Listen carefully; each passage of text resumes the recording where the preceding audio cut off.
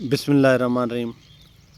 आबादगार दोस्तों, हिकिड़ी ॻाल्हि तव्हांखे गुज़ारिश पहिरियां बि कंदा आहियूं, हाणे बि तव्हांखे उहा गुज़ारिश कंदासीं त जॾहिं असां जिन्स जो नालो नथा खणूं न, उन में सम्झो असांजी का मजबूरी आहे। ठीकु आहे, हीअ जिन्सूं इदारनि जूं हूंदियूं आहिनि। हीअ जिन्सूं असां तव्हांखे माना कोन था चऊं त हीअ असांजूं जिन्सूं आहिनि न। ठीकु आहे, इदारनि जूं जिन्सूं आहिनि, पोइ उन्हनि जो ख़्यालु रखिणो थो पए जेसीं ताईं का शइ क्लियर न थिए। बहरहाल नवाबशाह 60 मील जी लोकेशन ते कल्ह तव्हां सां कमेंटमेंट कई हुई त असां तव्हांखे हिकिड़ी वीडियो शेयर कंदासीं।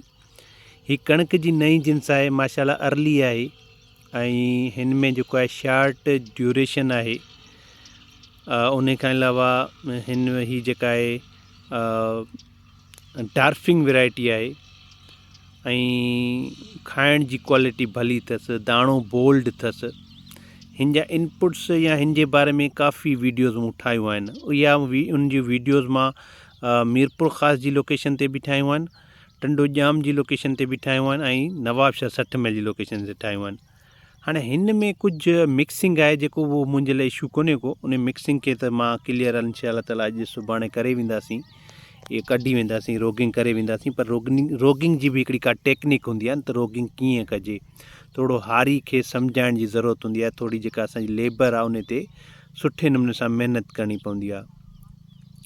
हाणे हिन वैरायटी खे जेकॾहिं मिसाल मां जेकॾहिं तव्हांखे चवां त रिकमेंड कंदुसि आबादकारनि जे लाइ, त थी सघे मतां मां न कयां, छो इन जे बारे में सोचां थो हिन में कुझु ख़दशा आहिनि। पहिरियां त मूंखे हिन जे बारे में माना सीड रेट जो ख़दशो उहो ख़तमु थियो, जर्मिनेशन जे हवाले सां, टेलरिंग कैपेसिटी जे हवाले सां।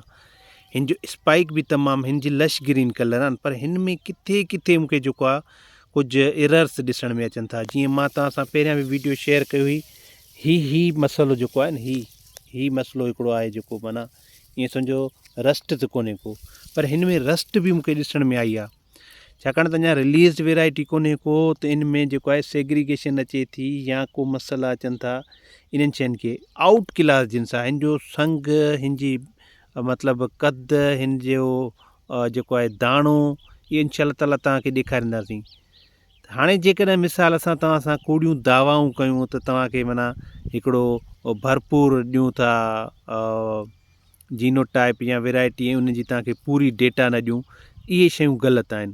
ठीकु आहे, लास्ट टाइम बि मां तव्हांखे चयो त हीउ मसइलो अचे पियो, त हीउ जेको आहे असां फर्टिलाइज़र ॾिनोसीं, त फर्टिलाइज़र जा दाणा इन ते लॻा, त इन हिसाब सां कुझु मसइला थिया। बहरहाल इहे शयूं आहिनि। ऐं 6 नवंबर 2025 जी पोखी आहे, अॼु आहे 20 नवंबर, माना 6 नवंबर, 6 डिसंबर, 6 जनवरी, 6 फरवरी, 6 मार्च, थींदा हिन खे 4 महीना। अॼु आहे 20 फरवरी। ठीकु आहे, माना जेकॾहिं 4 महीननि में पची तयारु थी वञे, पोइ थी जिन्स असांजे कम जी आहे। शार्ट ड्यूरेशन जिन्स आहे, त हीअ असांजे कम जी आहे। पर जेकॾहिं मिसाल इन खां ॾींहुं वधीक थी वठे, 25 ॾींहं थी वठे, माना 125 ॾींहं थी वठे, त पोइ उन हिसाब सां बि असां सोचे सघूं था। छाकाणि त असां जेको आहे वरी हिन खे 1 नवंबर ते बि खणी ईंदासीं या 25-27 अक्टूबर ते हिन जी पोखी जो असां सिलसिलो करे सघंदासीं। सो इहे कुझु ॻाल्हियूं आहिनि जिन ते असांखे सोचणो आहे, असांजे साइंसदाननि खे सोचणो आहे, असांजे जेके इदारनि खे सोचणो आहे। इन्हनि शयुनि खे जेको आहे न, त रती खां पाक हुजे, शार्ट ड्यूरेशन हुजे, नंढी कद जी हुजे, खाइण जी क्वालिटी सुठी हुजेसि, अहिड़ियूं शयूं कुझु असांखे ॾिनियूं आहिनि। अहिड़ियुनि शयुनि ते असांजी, मां तव्हां यकीन कयो, जेको आहे IV3 खे जेका हींअर जिन्स आई आहे, इन जो त एॾो परस्तर आहियां, पर हाणे IV3 में जेकॾहिं ॾींहं वधीक आहिनि न, त बि सम्झो त मां इन खे रिकमेंड नथो कयां।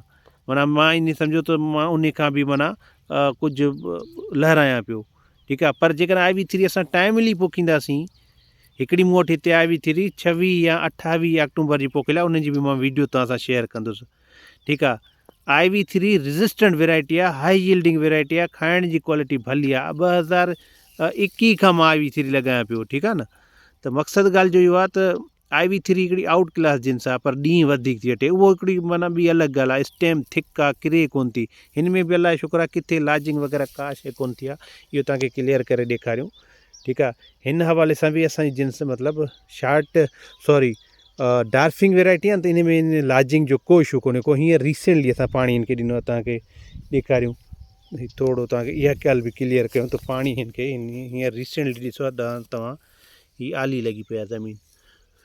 सो इहे कुझु ॻाल्हियूं आहिनि ॾाढियूं सोच वारियूं ॻाल्हियूं आहिनि जिन आबादगारनि खे प्रोवाइड कंदा। इनशाला सुभाणे हिकिड़ी पार्टी ईंदी, हीअ असांजो सौदो डन थी वेंदो।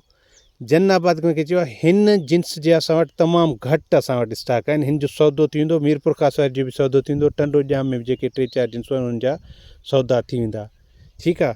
सो अलाह ख़ैरु करे, ॾिसूं कीअं थी पोज़ीशन बीहे। बहरहाल असां वटि रेज़िस्टेंट जीन आहिनि, जीनो टाइप आहिनि, उन्हनि जे हवाले सां आबादगारनि खे इंशा ताला रहनुमाई ॾींदा रहंदासीं ऐं आबादगारनि खे उहे अवेलेबल करे ॾींदासीं।